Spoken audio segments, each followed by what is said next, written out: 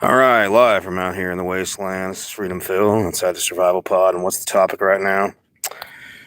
Should we ban glass bottles outright in America, or do we need a better system for this? Because I want to talk a problem that you see in the wasteland that luckily sometimes in the forest, nature will consume it. But when something gets broken or dies out here, unless somebody cleans it up, it'll be there noticeable forever. Yeah, let's get into it. Freedom Phil likes to describe gigs where I was talking to one of the local guys, an old guy that shows up every once in a while. I have a conversation with him. And he's like, well, did you break all that glass over there? I'm like, no, why the hell would I do that? Well, I don't remember that. He's getting old. He has probably a little bit of memory issues. He claims he's cleaned these places up a number of times. I don't know if he's being real about that or not. I couldn't say. I mean, you look around here and there's just like, it's just everywhere. And let me tell you how this goes down. Breaking things is fun. So you get some teenagers and they break glass bottles. Now, some people, they come out here drinking, and because you don't want to have any empty bottles in your vehicle, they'll leave the bottles, even if they don't break them themselves. So sometimes it'll be people that are drinking and then they just decide to shoot the bottles as they're drinking. But I was up there on the ancient road, part of the old highway that's been decommissioned for God knows how long. And you go on this little side area and you see this place that people have camped before. And you got old bottles when they've been there so long that some of the dirt and whatnot has managed to make its way into the bottom. Because there ain't much water happening around here. So it takes a lot of wind and stuff and things to happen for that bottle to get that little bit of dirt in there. Those bottles have been there for probably, anywhere from 3 to 5 years. And they're not broken.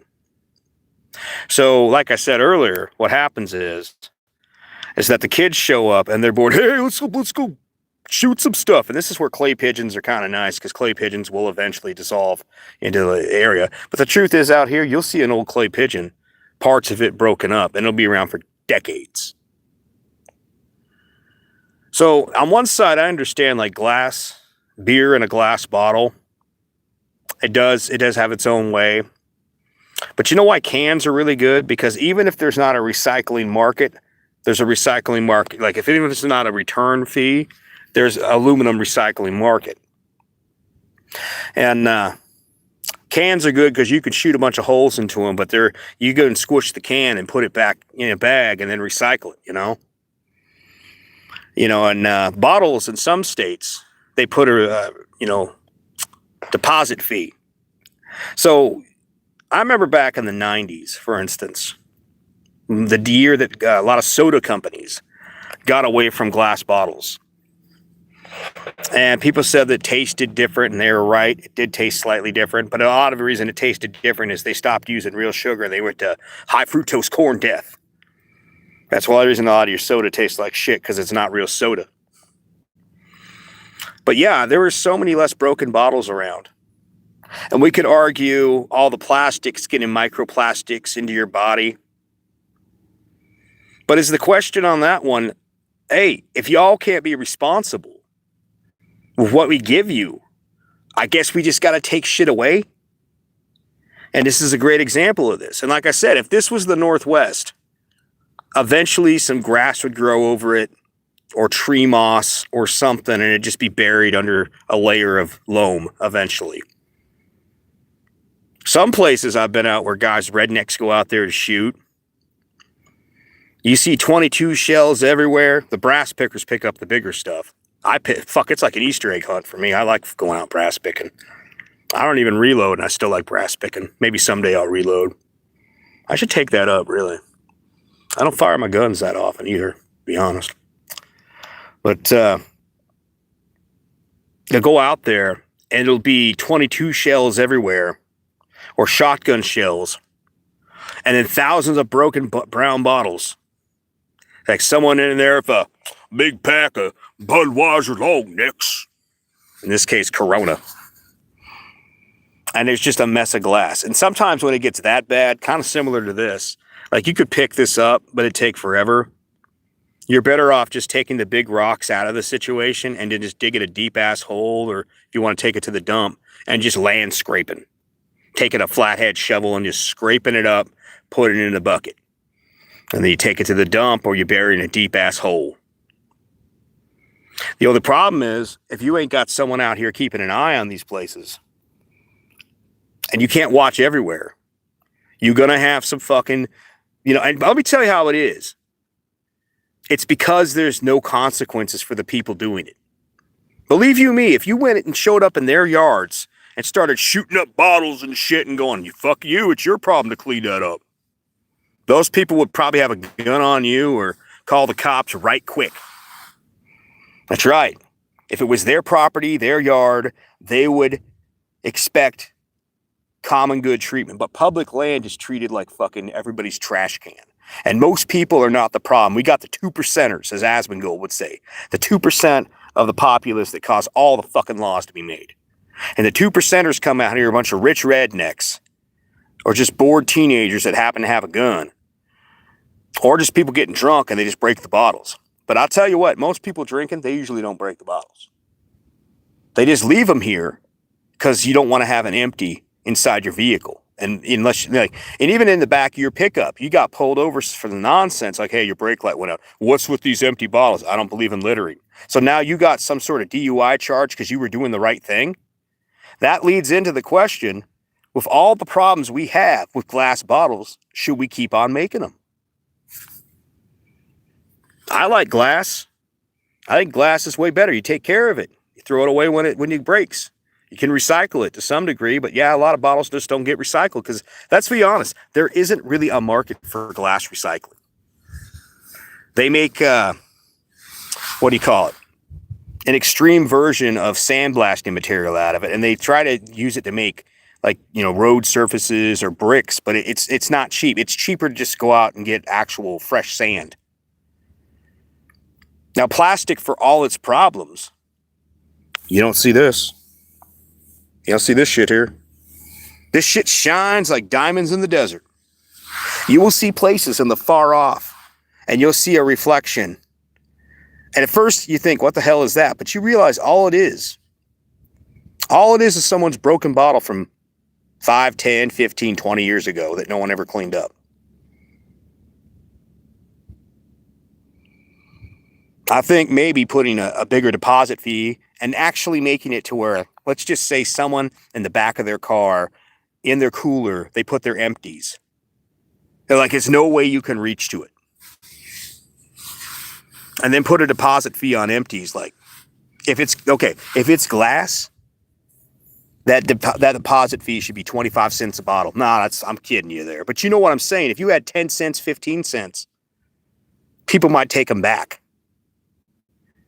You make a deposit fee that's so high for glass, and then people will start going to aluminum and make aluminum a lesser deposit. Like the deposit on aluminum be like either no deposit because people will just recycle aluminum, or at least 10 cents, 5 to 10 cents. Because you notice those states, like, you go to Oregon, California, you don't see a bunch of bottles and cans lying around. Some bum or some guy's like, hey, that's 5 cents.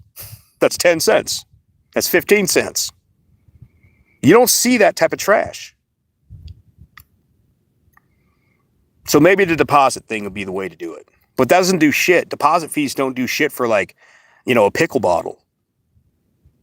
An old mason jar bottle. There's places out here, I've been, where you see mason jar bottles that are broken that look like they've been there for 30 years or longer, 50 years. There's places out here where you see them old school before there were pull tabs. Now, pull tabs were a thing that died out about probably when I was born. I was born in 1980. You see where they got the old school can opener with the triangle, where they were drinking beer like that. They open it up like this from a metal can. You got old school cans out there in the waste. And then you see broken glass next to that. And we're talking parts of the waste that most people don't go to. I'll tell you, it's the worst the closer you are to the main road. You go back, I'd say 5 blocks into this, and you start seeing a lot less fucking fuck shit like this. You will see some odd things occasionally, like someone has an illegal dumping spot for dead cows.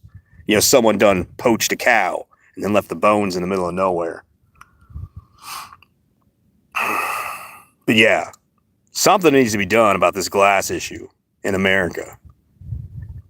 And honestly, I'm the type of guy where if they gave me a dumpster to put this shit in without being hassled, I'd probably scrape it up. But you know, the way our government works is they'll sit there and I'll tell you, I don't know how many you've been around my channel for a while, but last summer I have the videos, these shorts or these little videos of these skeletons of RVs in the middle of the Northwest, just left out there. And one of them then the trailer got burned out before I left. It's been there for over 12 years. There's a tree growing through the RV where it burned out, or the what do you call it, trailer. There's another RV going up the mountain that went off the side of the road, and someone probably lit it on fire there. So it's been so long since the fire, the trees don't even hardly show a sign of it. It's a skeletal frame of an RV. And the Forest Service that talks about we're trying to clean up or handle this problem, they just leave the trash there. So the only way this shit's ever going to get cleaned up is if groups of people come together, and maybe the government makes it a little easier for good people to do the right things and just clean up the desert. Because otherwise, you know, between people coming out here drinking a sixer or an 18-pack of long necks, and then whether they leave the bottles or fucking break them, shoot them themselves, this problem ain't even going to change. In fact, ironically, this is one of those things that far off in the fathoms of time, the age of mankind is left. Earth is depopulated. And some fucking alien tech people come along with superior technology, and they see these little stones, because by then, a lot of this glass would be worn down to like little pieces of weird stone. And they're like, well, we seem to see these weird stone deposits near where the structures of the hairless apes were. Like, you guys ever spent some time on the beach? The beach does it a whole lot faster. The glass gets broken, and then the beach does its work going back and forth, and it slowly makes a piece of glass stone. I've seen some old hippies, they used to make, like, you know, jewelry out of that stuff and stuff. They're like, why the hell should I pay for, you know, a piece of fucking rare jewelry? Like, they were the type of people that would go out there and they'd gem hunt themselves. They'd go for opals, or, you know, if they knew a place that might have like rubies or some type of stone, or some like rare stones you ain't never seen. Like, there's a stone that they've only found over in Idaho. It's got a really cool color to it. They were that type of person, but they were like, yeah, I make jewelry out of glass too. You know, because it's a cool little piece of glass stone that's been made by the beach. And given time, long enough, this shit being here, it will eventually become that. So a lot of it will be covered over. But it's a damn shame that all this has to be the way that it is. Maybe later I'll do a video talking about how I know the environmental movement and help for Africa is total bullshit. Because when I did that recent short showing my solar cooking with the power of the sun, and said, hey, why don't we give these things away to Africa? Because if they really cared about the climate, why aren't we giving these things away? I only got 13 views on that. Isn't that something? When you talk about a real subject, you ain't get no traction from the people who actually claim they care about the movement. That'll be another topic for another time. Freedom Phil, like, subscribe, take it easy.